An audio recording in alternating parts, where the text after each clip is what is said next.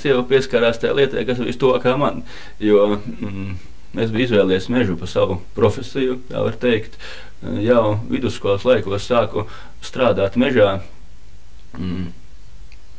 izdarīju kopšanas, cirtes atēnošanu, kultūru kopšanu, drusciņi piepelnīju naudiņu priekš tiem laikiem, priekš skolas laikiem, tīri prāvu varēja nopelnīt arī mežā. Bet pirmais, kas man ievadīja mežā, varbūt bija mans tēvs. Viņš bija vecs mednieks vietējā Ideņas Nagļu mednieku kolektīva priekšnieks. Es ar viņu jau no bērna gāju kopā uz mežu, gāju pa dzinēju, gāju medībās. Un tas noteica varbūt lielā mērā ar mani izvēli, ka es pēc vidusskolas beigšanas aizgāju mācīties uz Jelgavu, uz toreiz Latvijas Lauksaimniecības akadēmiju, uz mežsaimniecības fakultāti. Konkurss bija diezgan prāvs. Bija 4 cilvēki uz vietu toreiz, bet es veiksmīgi nokārtoju eksāmenus un veiksmīgi pēc tam nobeidzu mežsaimniecības fakultāti. Man bija stipendija no Rēzeknes mežrūpu saimniecības, es biju komandēs no šejienes, un tā es atgriezos šeit strādāt Rēzeknes mežrūpu saimniecībā, kur arī nostrādāju 5 gadus. Pēc tam 3 gadus strādāju Kuldīgā. Kuldīgas skaitījās izmēģinājuma parauga mežrūpu saimniecībā, kuras bija mežsaimniecības daļas vadītājs. Manos pienākumos ietilpa dažādas jaunās mežsaimnieciskās tehnikas izmantošana, pamatā dažādu meža kultūru ierīkošanai, meža kopšanai. Būtībā tajos laikos Mežsaimniecības ministrijā pirka jebkura jauna tehniku 3 eksemplāros. Vienu deva Ogres kursubāzē, vienu deva eksemplāru mežu pētīšanas sacīja Kalsnava un vienu Kuldīgas IPMRS, kur bija mans tiešais pienākums saņemt un izmēģināt praksē darbā. Pēc tam katrs neatkarīgi viens no otra deva atsaukšanu ministrijai un nolēma, attiecīgi vadītāji nolēma, viņa ir derīga mūsu republikas apstākļiem, jeb nepirkt, jeb nepirkt. To es tieši nodarbojos. Arī tagad dzīve pagriezies tā, ka es no meža aizgājis projām un darbojos biznesā, bet visu medību sezonu gandrīz katru sestdienu esmu medībās. Mēs esam izveidojuši šeit mednieku klubu, esmu šī kluba prezidents, tad medībās jāorganizē dzīvnieku piebarošana, vārnu kā ierīkošana, tad šaušanas lidiņas un daudz dažādu citu darbu, jo bieži vien nepareizs priekšstats, kad mednieki ietik nošauj šo dzīvnieku iezaršanu arbi un brauc mājās. Tas tā īsti nav un ir jāveic vesels darbu komplekss, bet varbūt tas nav pats galvenais. Galvenais ir šī saskarsme ar dabu, šī izstaigāšanās tā kārtīgi no rīta līdz vakaram pa mežu, iznāk reizēm daudzus kilometrus, noiet, ka mūsu kaķītis sāk mums te piebiedroties mūsu sarunai. Un iznāk tā, ka pa mežu staigājot, faktiski es lielā mērā staigāju tā kā profesionālis, jo es nevaru paiet garām kaut kādai kopšanas cirtei, ja arī galvenās izmantošanas cirtei, nenovērtēdams to profesionāli aci. Un tie ir automātiski, es darījis diezgan ilgus gadus, tie ir automātiski, ka prāts nosaka kvalitāti, vai labi izdarīts vai slikti izdarīts, ejot cauri jaunām mežiem iestādītām kultūrām, saucamajām profesionāli savas meža kultūras, tad arī faktiski automātiski varbūt tas acis novērtē biezību, cik tūkstošu hektāru šo stādu, un no tā es laikam nekad nevarēšu aiziet līdz savas dzīves beigām, vai strādāšu šeit biznesā vai mežā. Tas, kas ir iepoties, tas laikam paliks. Kā ir ar tām medībām? Mēs te pie sienas redzam tādas lielas trofejas, tādas bieži negadās redzēt. Tie ir jūsu medījumi? Jā, tie visi ir mani medījumi. Medībās man ir diezgan labi veicies par šiem gadiem. Šogad paliek tāda lielā mērā apaļā jubileja, 20 gadi vasaras sākumā, kopš es iestājos medniekos. Un pa šiem gadiem medību piedzīvojumi ir daudz bijis, varētu veselas grāmatas uzrakstīt, un medību trofeju arī sakrājies daudz. Sevišķi man iepriecina tas, ka man ir diezgan daudz trofeju, vilka trofeju. Esmu nomedījis pa mūsu mincīti. Man ir visvairāk iepriecina tas, ka esmu nomedījis 8 vilkus. Un uz šo brīdi taisni medniekiem būtu vislielākā uzmanīga jāpievērš vilku medībām, jo viņi ar katru gadu faktiski paliek vairāk.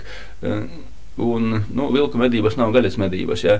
Agrāk daudzi gāja uz mežu pēc gaļas, tas laiks ir beidzies, tagad gaļa lētāk nopirkt ir veikalā, bet vienalga varbūt uz to piereduma pēc uz pārneģu medībām, uz aiņu, uz stirnu, meža cūku medībām labprātāk mednieki piedalās. Bet uz vilkiem tā veiksme nav tik droša un liels darba ieguldījums. Ir daudz jāstaigā, daudz jālins tie viltīgi dzīvnieki, un ne tik bieži gadā šī trofeja, bet parēķinot, cik lielu postu pašlaik vilki nodara gan mežam, gan lauksaimniecībai, ka viņi paliek krietni vairāk. Tā sanitārā loma ir beigusies. Viņi ir tīrie plēsoņas, kas iet vairumā, un, diemžēl, viņus pašlaik apkaro. Man bija iznācis tā, ka es biju nomedījis 7 vilkus, un starp 7 un 8 bija 8 gadus gara pauze. Un tagad pagājušā rudenī aizbraucu ciemos pie kursabiedra, pie studiju biedra Ezerniekos, Bukumežas mežniecībā, Mežzenes Danauskas Jāzeps. Un nomedījām 2 vilkus, tā skaitā vienu es nomedīju. Mednieku stāsti, makšķernieku stāsti, tie ir tādi parasti populāri. Es lūkšu jums vienu mednieku stāstu sestdienas pīrāgu skatītājiem. Vienu mednieku stāstu ir tik daudz, kad grūti izvēlēties. Man ir viens draugs labs, ar kuru gan mēs tiekamies, viņš dzīvo Rīgā, bet tas ir liels profesionāls mednieku stāstīšanā.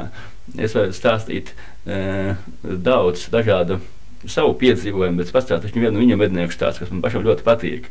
Tātad viņš ir dzimis un audis Ičas krastā, un, kā viņš stāsta, pēckara laikos, 50. gados bija ļoti daudz rubeņu. Un sēž bērs, pilnīgi viss melns no rubeņiem, tur kādu gabalu 30 vai 50 šo rubeņu bērs. Viņš saka, es eju, man bija tāda vācu laika laba maskalibrene. Un eju, piezogos tiem rubeņiem un sāku šaut, bet ir jāzina, kā šos rubeņus šaut. Nedrīkst sākt no augstākā rubeņa, bet jāsāk no zemākā. Uzšauju, viens zemākais rubenis nokrīt. Skatos, kurš nākamais pēc augstuma. Uzšauju, viņš nokrīt. Ja šausi augstāko, tad viņš krīt pārējiem, visam baram cauri, viss izbaida. Bet tā, apakšējais nokrīt, pārējie galvas groza, no maskalibrienes mazs šāviens. Neko nedzird, vienreiz tā līdz pusbērzam tiku, 15 gabalus. Tā kā gribiet ticiet, gribiet neticiet, bet manam draugam tā bija gadījies.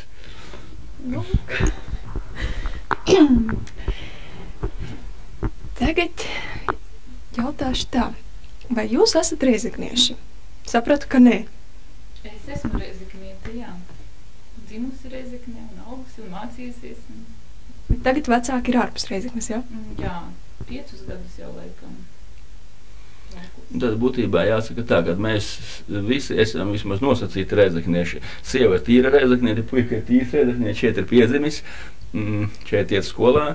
Esmu dzimis Reizeknes rajonā, Lubānas ezera krastā, Īdaņā, vairāk pazīstami Kvāpāni, ka visi brauc mašķerē turpat blakus, un tur Nagļos esmu beidzis 8-gadīgo skolu, Gaigalā vidusskolu, un pēc tam esmu devies mācībās uz Jelgavu, kur 5 gadus nomācījies, un atgriezies atkal šeit uz Reizekni.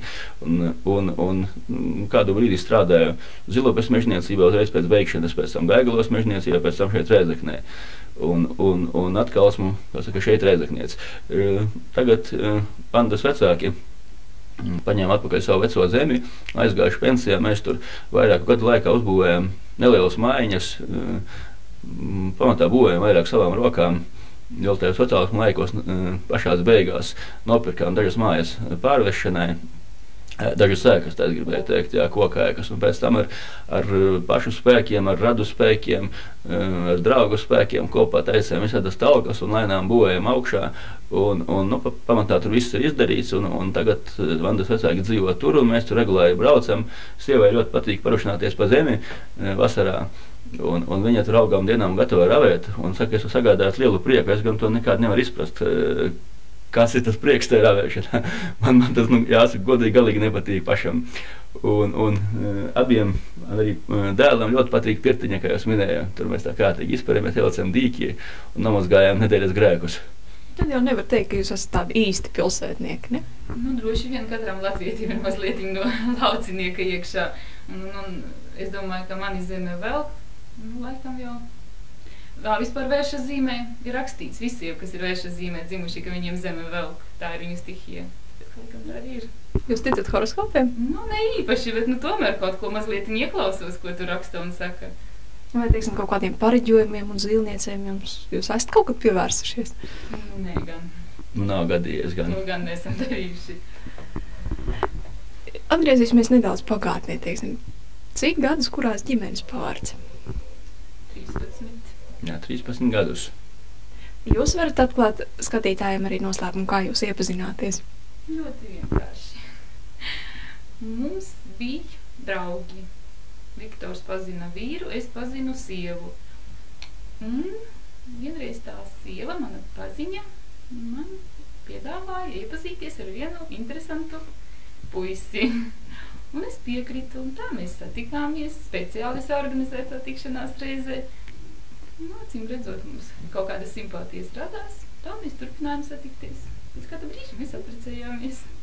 Tātad, laikam ir tā, ka tomēr katrā sievietē sēž kaut kāda savedēja drusciņā, jā, un Vandas draudzi, nu tātad es par to pat neko lāga nezināju, bija, es domāju, mums iepazīstināt. Un izrādījās, ka šis viņas manevrus bija ļoti veiksmīgs. Kā jau Vanda teica, mēs satikāmies pirmo reizi, un pēc tam turpinājām tikties, un galu galā tas beidzas pēc pusgada beidzas ar kāzām. Tātad, kurās tas pavārds tāds stipru liesmu? Nu, domāju, ka jā. Es domāju, ka nevar žēloties. Tagad jūs strādājat kopā, kā teiksim, vai jūs norobežojat to, par ko jūs runājat darbā un mājās? Vai šīs attiecības, teiksim, jums netraucē arī, teiksim, ģimenes dzīvē vai? Ziniet, gribētu tos norobežot, bet neiznāk.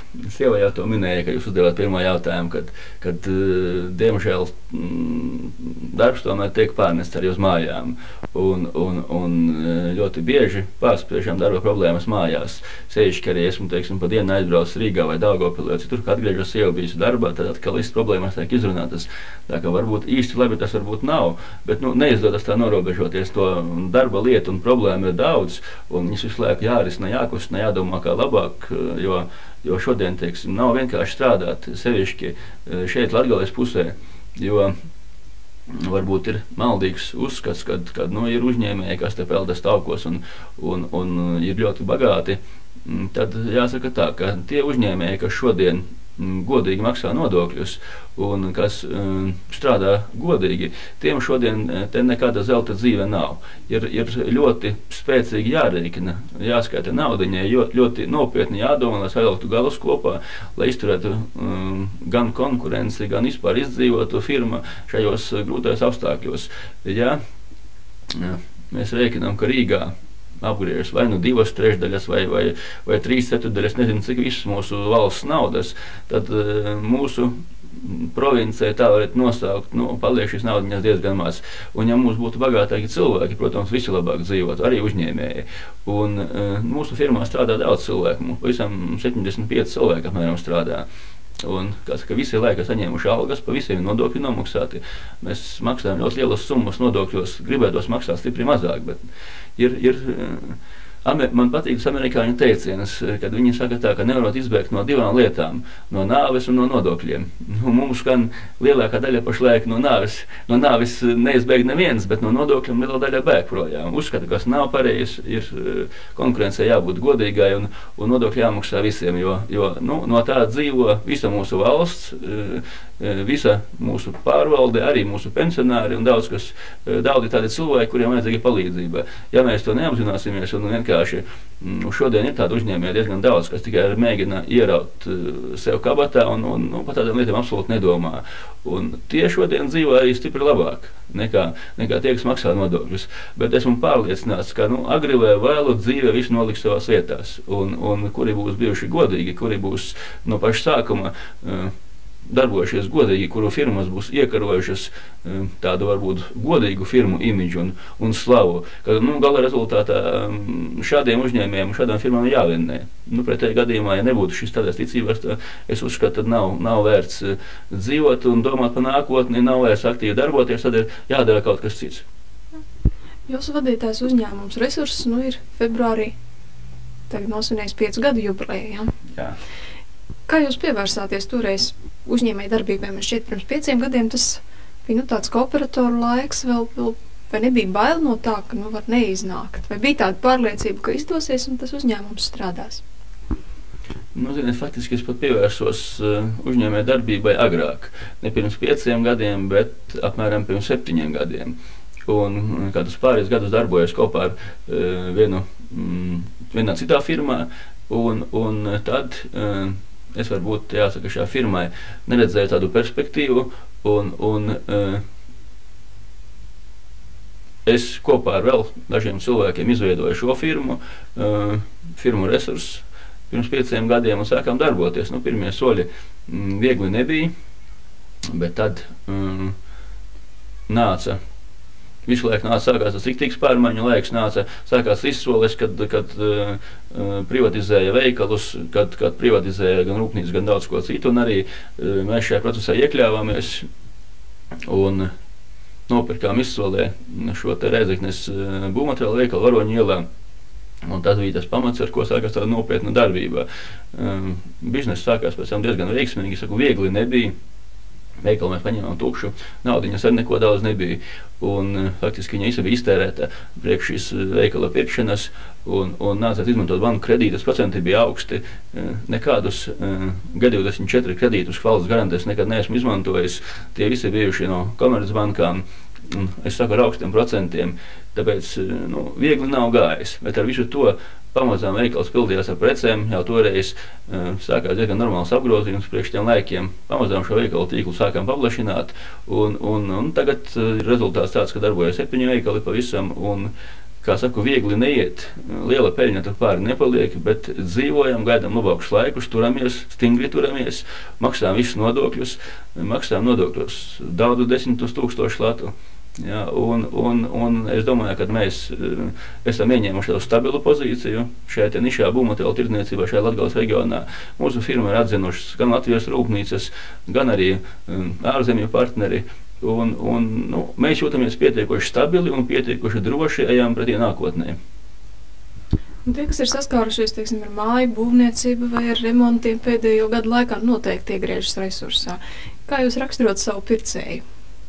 Tas ir turīgs cilvēks, vai tas ir arī tāds, kurš ir saknepinājis šo naudiņu, lai izdarītu šo remontu dzīvokliem? Ziniet, mūsu firmas politika, un tā ir mana politika lielā mērā, ka vadītāja ir bijusi tāda visu laiku, kad ir resursā ir jābūt precēm, lai varētu nopirkt visnabagākais, kas atnāks, un arī tāds, kas ir bagāts cilvēks. Tāpēc ir gan vienkāršākas un lētas mantas, gan ir arī tādas ekskluzīvas preces. Un pie mums nāk dažādi cilvēki. Pie mums cementu, teiksim, pērk visi. Viņš vajadzīgs gan bagātam, gan nabagam.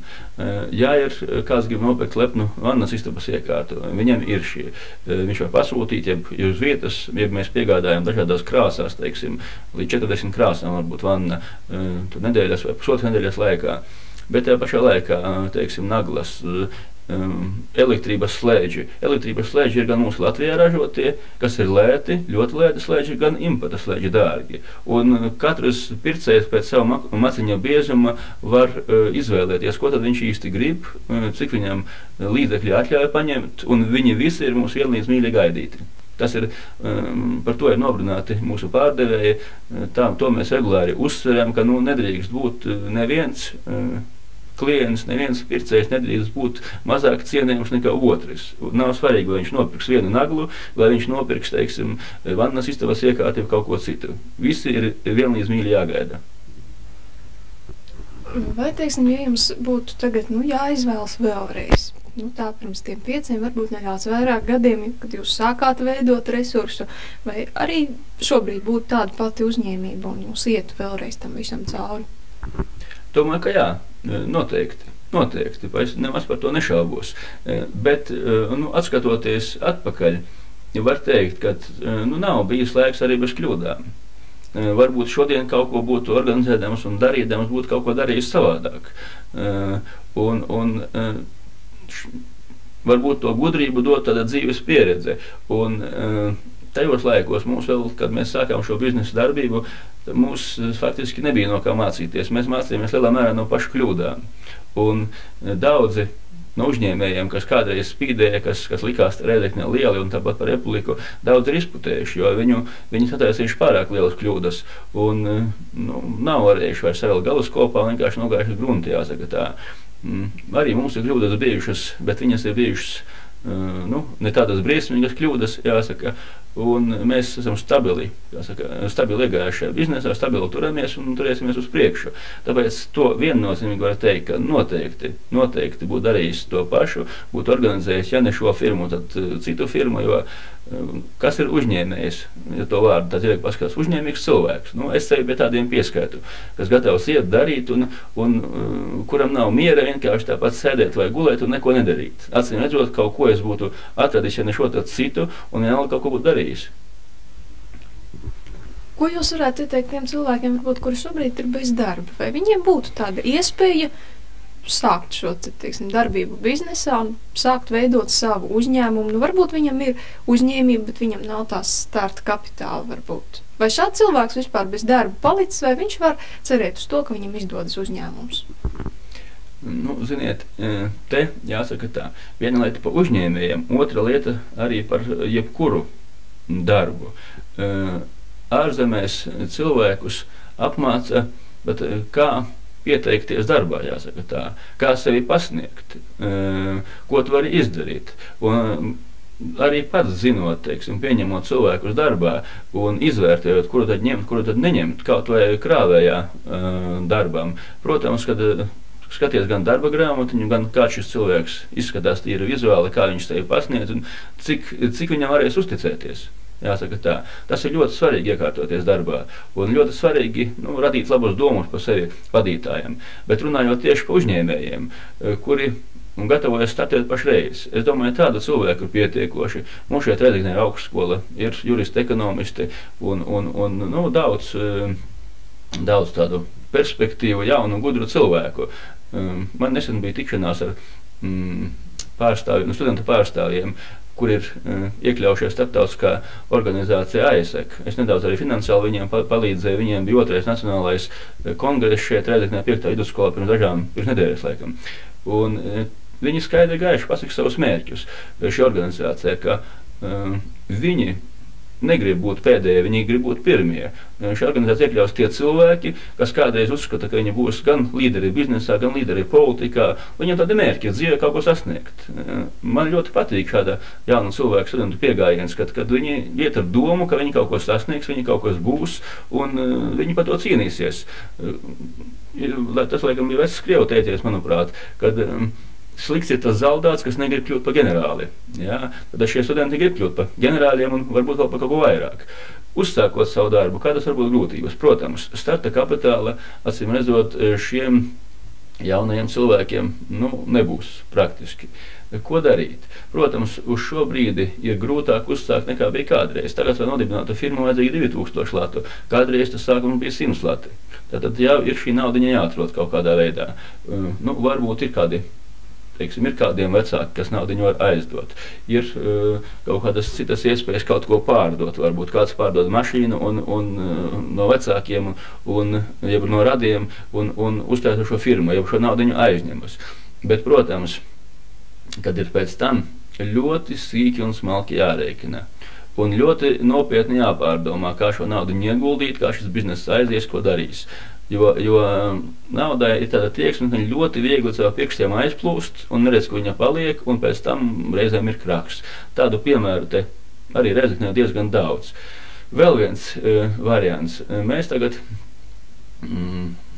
ir jau runāts televīzijā, presē no domes puses par brīvo ekonomisko zonu. Un viens no šiem visos šais projektos un pilsētas attīstībā tālākajā ir tāda doma par tāda biznesa inkubatora radīšanu,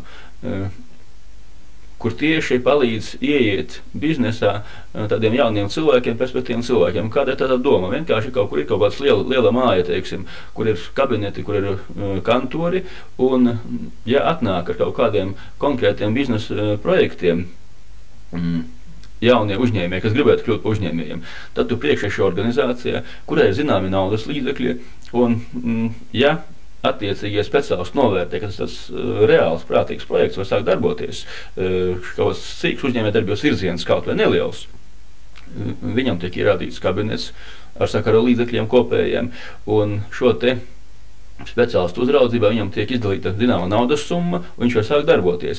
Un viņu uzrauga līdz tam brīdim, kamēr uzskata, ka viņš ir nostājies kājām. Tad viņš var pats sākt darboties tālāk, tad viņš var atdalīties un nodibināt atsevišķu firmu un strādāt šajā nozarē, kuru viņš ir uzsācis. To ir noskatījušies mūsu tepat pilsētas speciālisti ārzemēs, domes darbinieki arī no komercskolas ir braukuši kādreiz Jukna Vilmās to redzējis. Un ideja ļoti laba. Kā to izdosies realizēt, grūti pateikt, cerēsim, ka viss izdosies normāli, bet tas būs tāda atspēriena vieta taisnišiem jaunajiem uzņēmīgajiem cilvēkiem. Kā ir bijis jūsu ģimenē, teiksim, jūsu paša uzņēmībai, vai kundze ir palīdzējusi un devusi kādreiz kādus padomus, vai ir vērtējusi arī, teiksim, jūs to darāt pareizi vai nepareizi? Noteikti. Viņa diezgan atklāti man izsaka savas domas un savus spriedumus, un mēs padebatējam par šiem jautājumiem, tā kā zināma loma viņa nenoliedzami ir arī biznesā. Es gribu teikt, ka tas jau tagad ir mūsu kopējs bizness. Ja šo problēmu risināšanā, tad nonāk, teiksim, līdz tādai konflikta situācijai, kuram ir noteicošais vārds, vai kā tiek meklēts kompromiss? Mēs parasti mierīgi aprunājamies. Un, ja man nav taisnība, es, protams, ieklausos vīra domās un saprotu, ka man nav taisnība un piekrītu viņam. Pārsvarā viņam ir taisnība tomēr tādās, teiksim, biznesa jautājumu lietās. Varbūt ģimeniskās kaut kādās tur lietiņās, tur varbūt arī kādreiz man ir taisnība. Kas jūs esat pēc specialitātes? Es esmu piensaimnieks. Es strādāju Rēzeknes piensaimnieku skolā ilgus gadus. Biju ražošanas apmācības meistare, kamēr mani paaicināja vīrs pie sevis darbā. Redziet, jebkurā gadījumā nevienā uzņēmumā nevar būt divvaldība. Un pat cik esmu uzņēmuma vadītājs, tad loģiski, ka tomēr es ieklausos padomos, gan savas sievas padomos, gan savu vietnieku padomos. Bet gala rezultātā ir jāpieņem lēmums. Un jāpieņem lēmums uzņēmēju vadītājiem, tāpēc viņš ir vadītājs. Un viņam jāuzņemas atbildība arī pārējie priekšā, vai šis lēmums būs kļūdains, vai viņš būs pareizs. Bet lēmumu pieņem vadītājs. Un tā esmu vienmēr darījis. Parasti jau mēs tāpat ieprasāmies ciemos uz kafiju, un tad vismaz tagad mums ir savs pīrāgs. Un paldies, ka viņš tiešām tā mums visam. Es svētu, ka manai firmai bišķi mazāk bija kā Vilmāri. Man bija kur pie 30 iesniegumiem. Jā, dažādām organizācijām. Vilmāriem es zinu, ka bija kaut pie 90, 80 pāri bija vērsti ar lūgumiem palīdzēt. Jā, pie labākās gribas, ja visiem palīdzēs kaut pat drusciņai, faktiski tad ir jābankrotē faktiski. Vai naudiņu vai kaut kādas būvmateriālas krāsas, kaut kādas slimnīca, tad visu laiku prasa, teiksim, arī naudu viņiem vēl deva kaut kādu siltumskaitēju pasākumiem, nāk pie vadītāji, viņš ar domē deputāts, lūdas ir, tad viņi tu griežas un viss, un viņš man sūta tāds vērts līdz tālāk atkal. Visiem pa drusciņai jāsaka, tā jau tiešām sportam gan nesākām lietām. Viņš arī runāja par tādu lietu, viņš teica tomēr, ka to sponsorēšanu, kad mēs runājām, Kola, kurā man šī Lauskas kundze, ka tāda draudzene jāsaka, ka visu laiku jāpalīdz ir, un visu laiku tur tā krāsu vajag, tā šo vajag, tā to vajag, un tur jau regulāri visu laiku tāpat.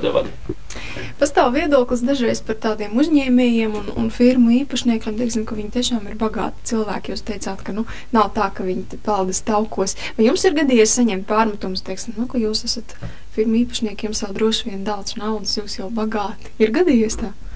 Protams, ka ir gadījies. Cilvēki uzskata katrs, kas nodarbojas ar biznesu, ka šodien zaļ un plaukst. Bet, kā jau es teicu, šodien tie uzņēmēji, kas cenšas izlietot nopelnīto naudu uz sevi un ļoti lepni dzīvot, tad nākotnē draud lielas nepatikšanas vienkārši tīri finansiālā jomā. Jo šodien tas laiks, kad uzņēmumam ir jāattīstās un jādarbojas tieši šī jomā ja varbūt tīri tā plašumā neiet, tad jāsaka kvalitāte. Un es pilnīgi esmu 100% pārliecināts, ka pamatā tas attiec uz visām firmām.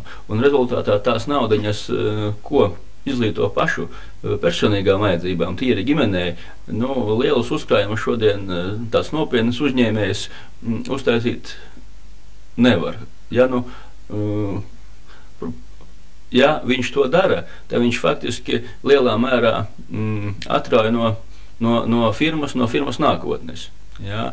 Un daudz bagātāk, kā jau es minēju iepriekš, daudz bagātāk un labāk cilvēki dzīvo Rīgā. kur ir lielākā daļa republikas naudas griežas, un kur šis apgrozījums viss ir krietni lielāks. Līdz ar to ir lielāka peļņa visās lietās. Es, teiksim, zinu, salīdzinu to, kā darbojas Rīgas būvmateriālu veikali. Un vienā Ķīpselas būvmateriālu veikalā ir gadā lielāks apgrozījums nekā visā manā firmā pa Latgales reģionu. Jo tur ir citi cilvēki ar citiem naudas līdzekļiem. Tāpēc šodien domāt, ka šeit rēzaknieši ir Rēzeknes uzņēmēji, ir milzīgi bagāti. Ir bagāti cilvēki, lielākoties, kas personīgi sevi ļoti daudz naudas paņem, tie, kas nestrādā sevišķi godīgi, teiksim tā. Darba diena ir galā, teiksim, jūs abi esat pabeiguši darbu, esat mājās visu ģimeni. Ar ko jūs tad nodarbojaties? Tādos parastos darbdienas vakaros. Pirmkārtām jau ir vakariņas jāpagatavo, jāpabaro ģimeni. Tad, kurš vīrs parasti lasa presi, daudz un dikti. Puika mācās un dara to, ko viņam gribās. Tad mēs sapulcējamies pie televizora kādu brīdi. Man arī pietiek savu darbiņu, vai kaut ko pagludināt, kaut ko pamazgāt, kaut ko pakārtot. Arī palasīt, man arī patīk avīzes jaunās, visas izšķirstīt un žurnālus. Tā tas vakars ātri paiet. Jūs citīgi televizoru vērotāji? Nē, es pavisam nē. Man vairāk patīk lasīt. Televizorā paskatos, noteikti katru vakaru noskatos vai panorāmu vai LNT ziņas, noskatos kādu filmu, bet man ļoti patīk lasīt gan grāmatas, gan presi. Man ir diezgan paprāva mājas bibliotēka, arī no pilsētas bibliotēkas ņemu grāmatas, gan izklēdēju tādiem smagākiem brīžiem, kādu kriminālu romānu izlasīt, gan arī kaut ko nopietnāku. No mājas bibliotēkas palasu man diezgan daudz nopietnu grāmatu, un arī, kā jau sieva minēja, presi. Interesanti, ka sieva pēdējā laikā arī sākus interesēties par politiku un tāpēc izlasa ļoti rūpīgi presi un noskatās raidījumus un dzīvo līdzi arī tiem procesiem, kas notiek Rīgā, kas notiek Saeimā, tā ka varbūt, ka dienās būs kāds topošais politikas arī.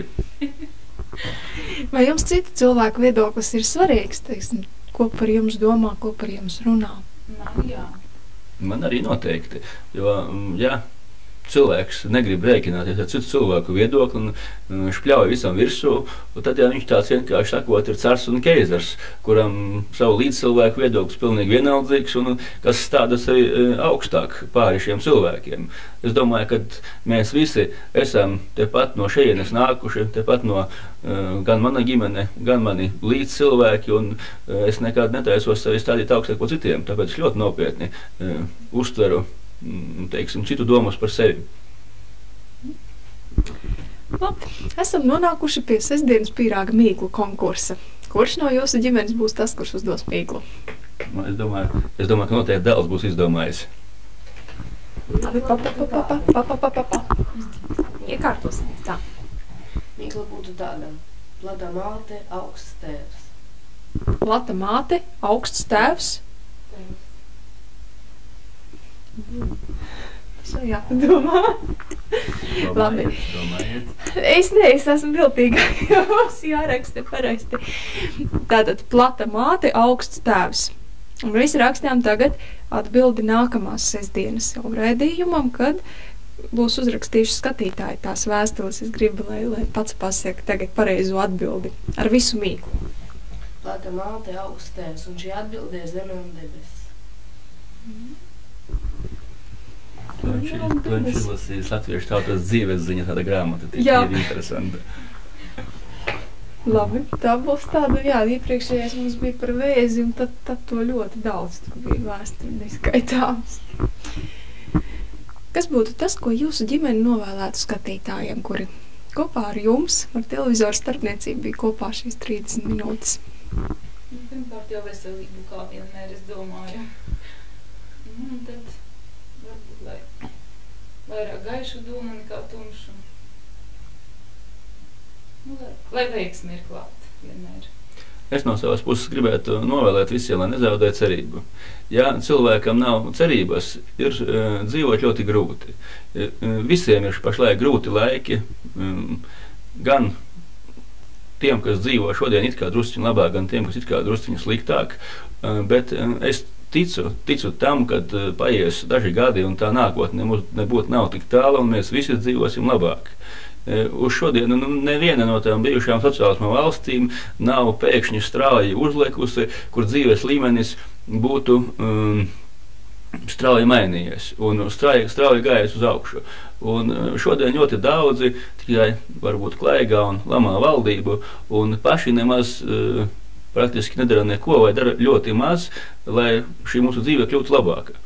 Man ļoti patīk arī tas, ko ir teicis kādreiz Džons Kenedijs, Amerikas prezidents.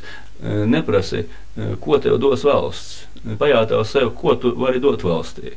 Un, manuprāt, tieši šādu pieeju mums pašiem visiem kopā jādarbojas ir un jācer. Ir jācer, ka būs varbūt pat nevis jācer, bet jātic. Es ticu tam, ka mūsu dzīve pēc dažiem gadiem kļūs daudz labāka nekā pašlaik. Paldies jums par šo sestdienu, paldies jums par viesmīlīgo uzņemšanu un lai izdodas visas jūsu pašu ieceres. Paldies jums arī. Nu.